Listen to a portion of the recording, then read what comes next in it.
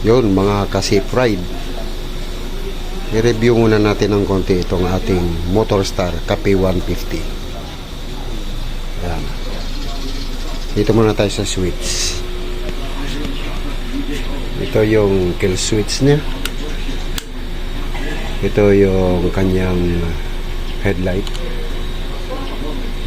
Yun. Tapos yung start button.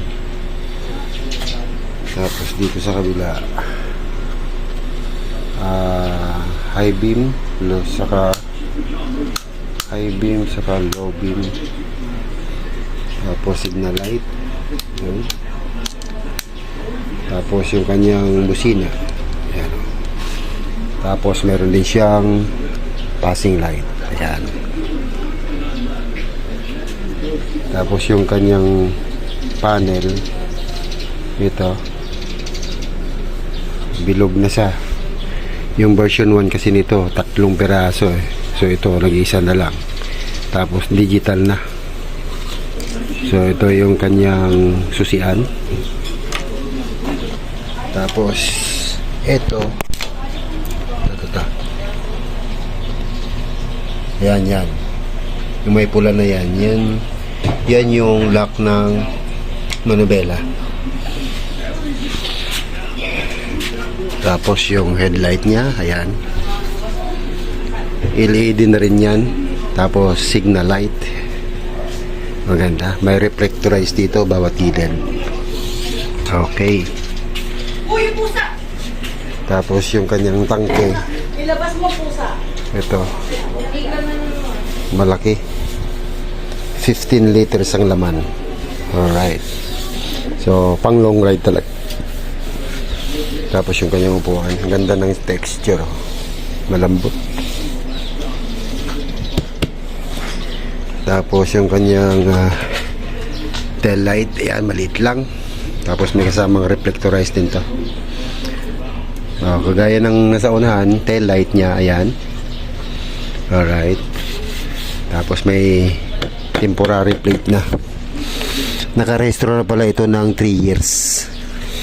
Tapos gulong niya, ito, 120/70 by 17. Medyo malapad na siya. So, siyempre, kadena. Tapos yung angkasan dito, ditupi. Tapos ganun din dito. Ditupi rin yan. Yung apakan. Side stand. Medyo matigas na. Tapos center stand niya. Tapos ito yung kanyang shifting gear. So 1 down, 4 up. Alright. Dito, ito naman, siyempre pag gusto mong i-stock mo na yung motor, pwede mo siyang patayin. Ayan, para hindi mag-overflow yung makina niya. Ito. Tapos busina niya medyo mahina, nasa sa inyo na yun kung gusto nyo palitan. Ito. Tapos yung fender niya bakal, maganda rin, matibay. Alagaan nyo lang sa punas. Alright. Tapos ito yung gulong niya sa unahan, 90/70 by 17. Yung lahat ng gulong nito ay may tube. So hindi siya tubeless. Ayan. May emblem dito na Motorstar. Ito yung kanyang side mirror, stock pa. Pero itong manubela niya pinapalitan na ito. Kasi very aggressive kasi. Masyadong nakayuko. So pinalitan ko ng riser. So maganda na ngayon. Base sa review ng iba, bali kumukonsumo daw ito ng 45 kilometers per liter. So hindi ko pa natetesting kasi hindi ko pa nalo-long ride. Dito lang. So tatlo ang pwede nyong pagpipilian na variant dito. Yan, kulay black. Tapos may army green at saka orange. So depende kung anong kulay ang kursonada nyo. Alright, yun lang. 3, 2, 1.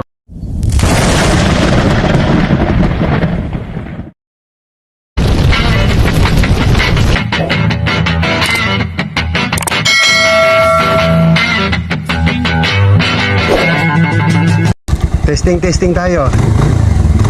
Right, let's go.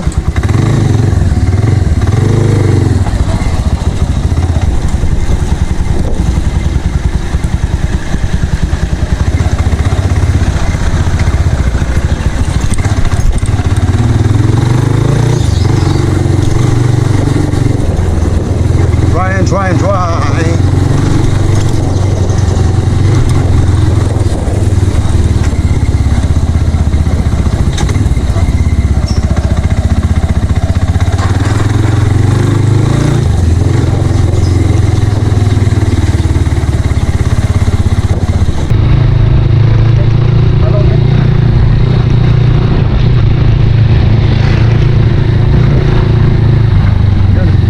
Palabas ng bago.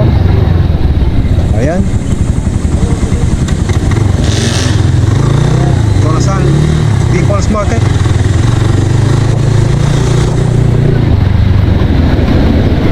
Kaliwa tayo. Alright.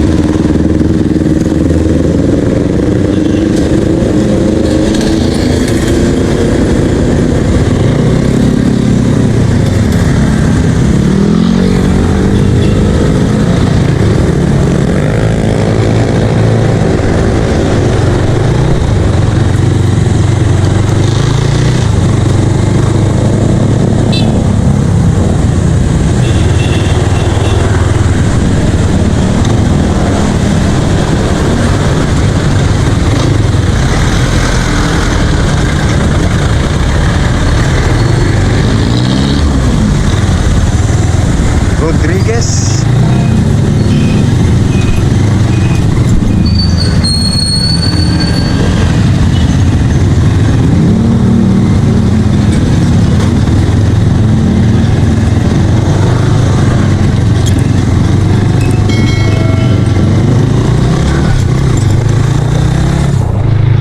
Bulasang Barangay Hall.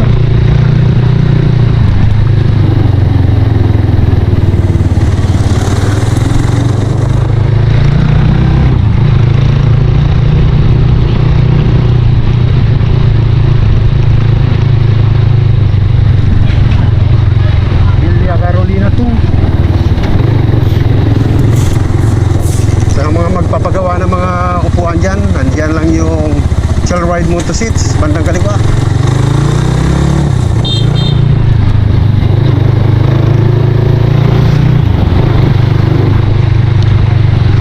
Iglesia ni Cristo.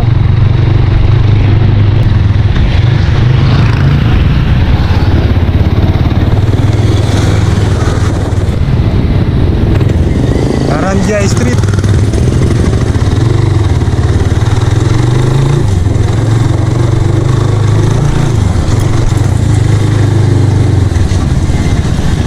Masikip lang yung kalsada dito sa Aranja.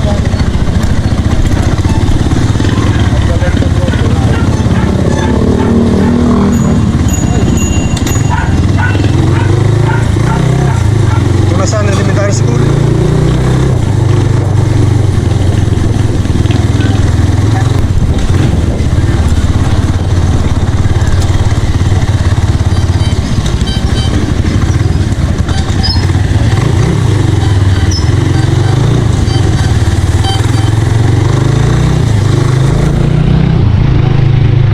Muntinlupa Science High School. So, papasok tayo ng Muntinlupa Sports Center.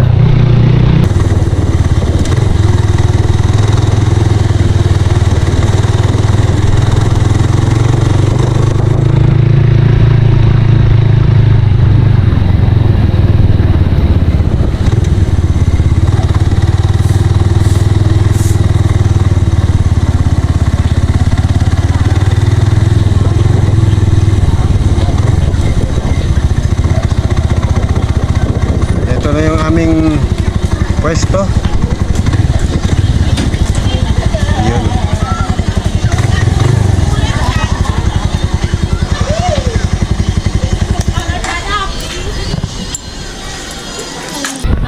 Jasel's Lutong Bahay. Ngayon, si Mrs. Yung Mrs. ko maganda. Ayun, naalis na kami. Oh. Kasama ko si Mrs. Ayun. Magdi-deliver na kami ng ulam.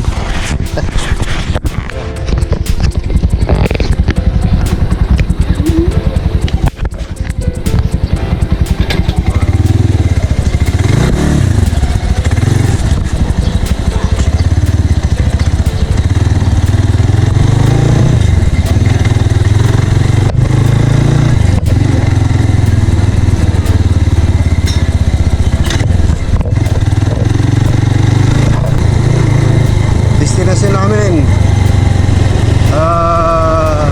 Hall of Justice at doon kami mag-deliver ng food.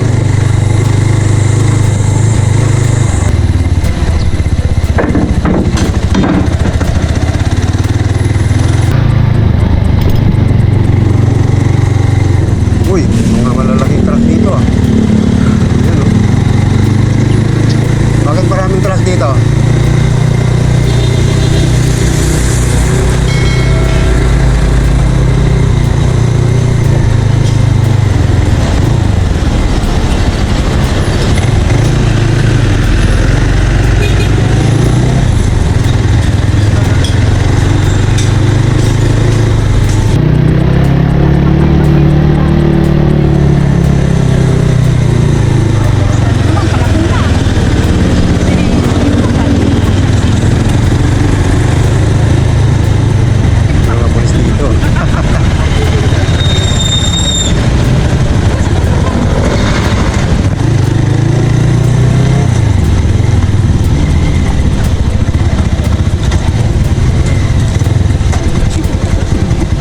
Pa nga eh.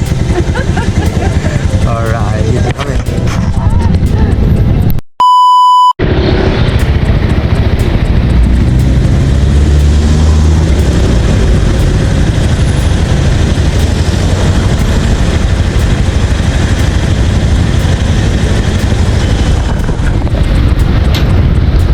Ayan o, naka-stop tayo.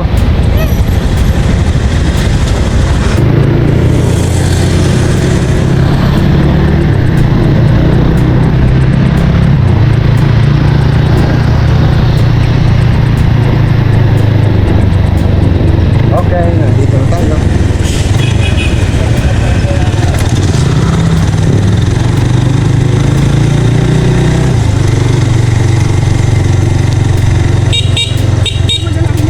Longgo!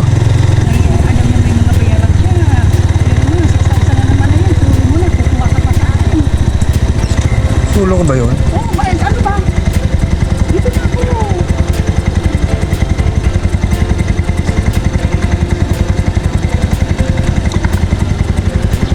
Doon na mamaya. Akit ka ba doon? Ano, bahala mo. Dali na ako.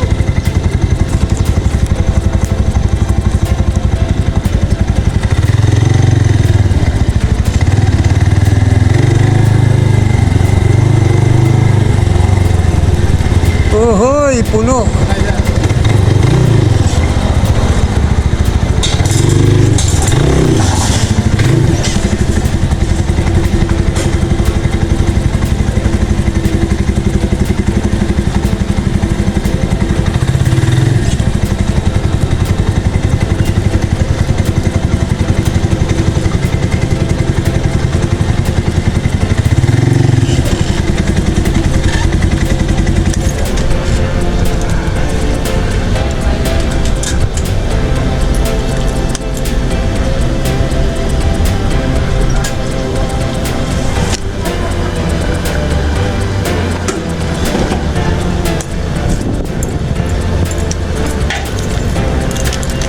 Alright. Girahin na tayo dito. Yun, Metropolitan Trail. Yun mga kasi-pride. Base dun sa aking review nung tinesting ko yung Cafe Racer 150 ng Motorstar. Very nice. Approve. Maganda ang hatak. So, pwedeng i-recommenda sa mga mahilig sa mga classic bikes. So, mamili na lang kayo sa variant doon. Tatlo.